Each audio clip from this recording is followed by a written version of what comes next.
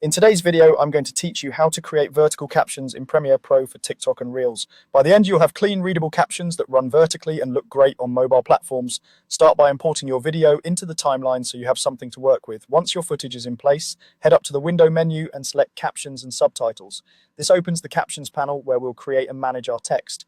In the Captions panel, click New Captions track. When prompted, choose Open Captions. Open captions give you full styling freedom, font, color, rotation, and placement, so they're ideal for the vertical look we want and for platforms that don't rely on standard subtitle formats. With the track created, type your caption text in the caption box.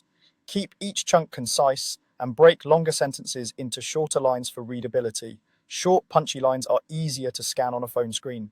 You can always refine timing later as you preview. Next, open the Essential Graphics panel.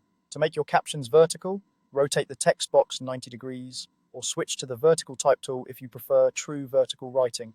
Rotation works well for stylized vertical lines of text, while the vertical type tool arranges characters top to bottom.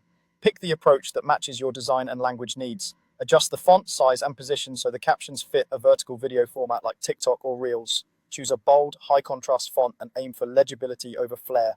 Place the text away from the very top and bottom edges to avoid platform overlays like usernames, captions, and buttons.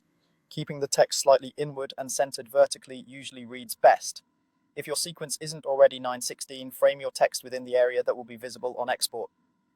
Preview your video and scrub through to confirm the captions appear vertically on screen. Watch for letters getting cropped, lines running too long, or text covering important visual elements.